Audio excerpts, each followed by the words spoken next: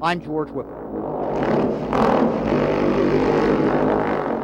To hundreds of thousands of Tibetans, this is the sound that marks the beginning of the new year. This is part of the Monlan Prayer Festival, established in 1409 to ring in the new year. This year, Tibetans are celebrating the Year of the Fire Ox. Many say these Tibetan traditions are under siege by China's occupation of Tibet.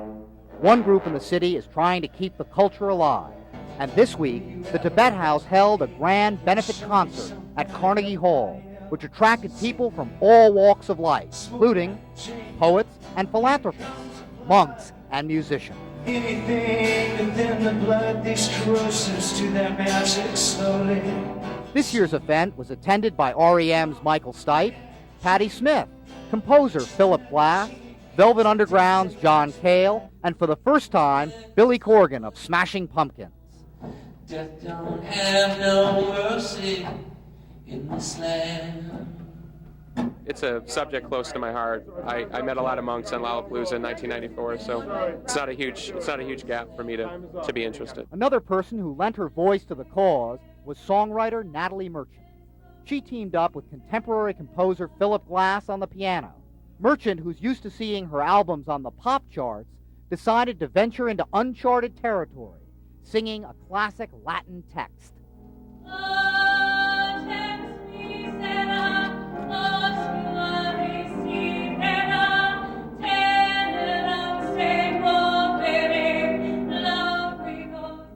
The reason for Latin originally was for daily purposes, the language is dead.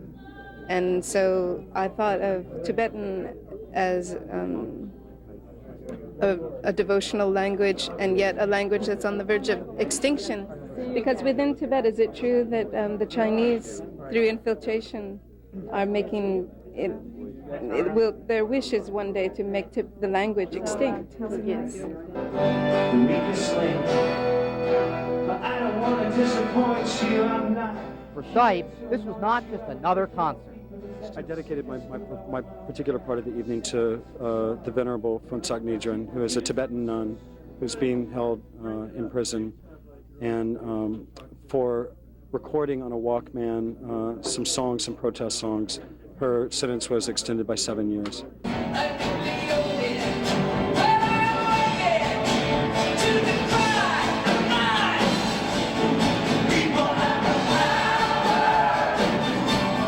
Patti Smith believed that her song of empowerment and the power of the people fit the message of the evening. My late husband, Fred Sonic Smith, was a pioneer politically and spiritually and musically in the 60s with his work with the MC5 and his own work. And, well, one day he just came in the kitchen and he said, people of the power, let's write it. A portion of the proceeds from tonight's benefit concert at Carnegie Hall will go to help support Tibet House's Cultural Center, which is located right here in Manhattan. Reporting from Carnegie Hall, George Whipple, New York 1.